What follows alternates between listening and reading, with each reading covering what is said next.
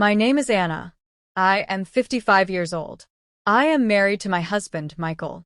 We have been together for over 3 decades, building a life filled with routine, shared memories, and an unspoken understanding of each other's habits. Our days are simple: early morning coffee, occasional weekend getaways, and evenings spent watching television together. Life has settled into a quiet rhythm, the kind that comes with years of companionship and familiarity. One evening, Michael mentioned that his best friend, David, would be visiting for dinner. I had met David many times before, but it had been a while since we last saw him. They had been friends since childhood, and their bond was unbreakable. I could see the excitement in Michael's eyes as he talked about David's visit, and I knew it meant a lot to him. I spent the afternoon preparing a meal. Michael had told me that David loved my homemade lasagna, so I made sure to prepare it just right, with fresh basil and a rich tomato sauce. The house smelled of garlic and herbs as I set the table. I always enjoyed making dinner special whenever we had company. It was my way of showing appreciation and making people feel welcome in our home. The doorbell rang just as I was lighting the candles. Michael rushed to the door, his voice filled with enthusiasm as he greeted David. When David stepped inside, I was surprised at how much he had changed. He had always been a tall man, but now he carried himself with a different air, one of quiet confidence. His salt and pepper hair suited him, and his smile was just as warm as I remembered. "Anna, it's been too long," he said, embracing me gently. His hug was familiar yet different, as if time had added new layers to our old acquaintance. "David, you look great," I replied, stepping back to get a better look at him.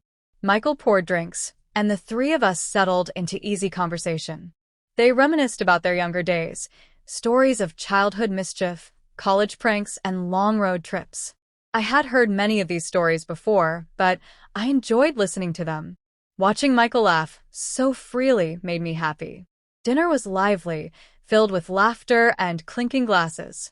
David complimented my cooking, and Michael beamed with pride. As the evening stretched on, the conversation shifted to more personal topics. David shared that he had recently retired and was considering moving closer to family. "You two are lucky to have each other," he said, his voice softer now. "Not everyone gets to grow old with their best friend." There was something in his tone that made me pause.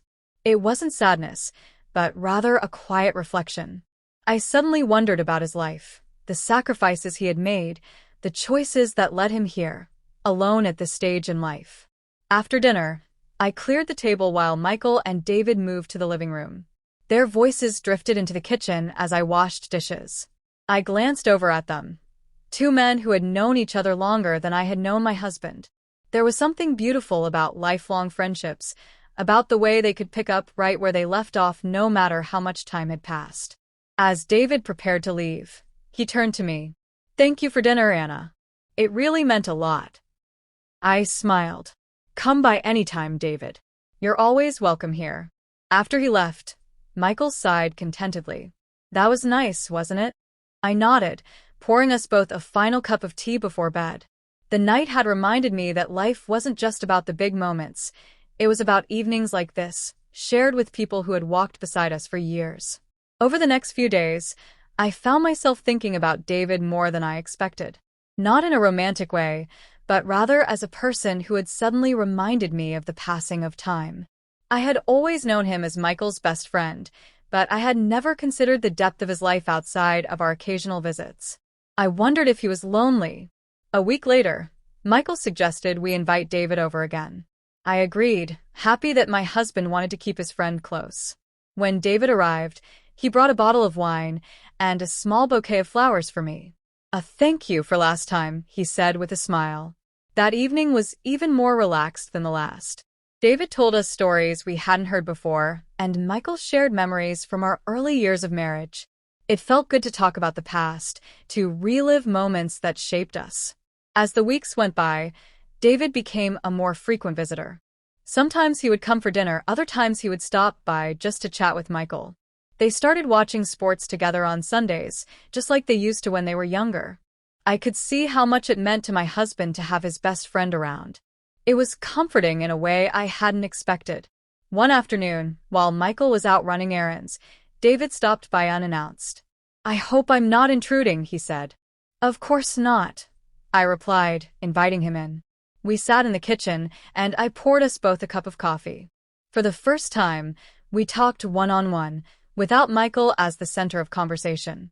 David spoke about his career, his regrets, and the way life had unfolded differently than he had once imagined. I listened, feeling a deeper understanding of the man who had been part of my husband's life for so long. As we talked, I realized something important.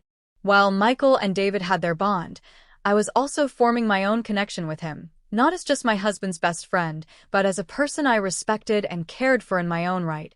Michael returned home later, and we all spent the evening together as usual. But something had shifted. The friendship had grown beyond just the two of them. It had become something shared among all three of us, something built on trust, history, and the simple joy of companionship. Years passed, and our lives continued in their familiar rhythm. Michael and David remained as close as ever, and I was grateful for that. Their friendship was a reminder that some bonds withstand the test of time, that even as the world changes, some things remain constant. And as for me, I learned that life is not just about the people we start with, it's also about the ones we welcome along the way. In David, I had found not just my husband's oldest friend, but a person who had become part of our lives in a way I never expected. And for that, I was truly grateful.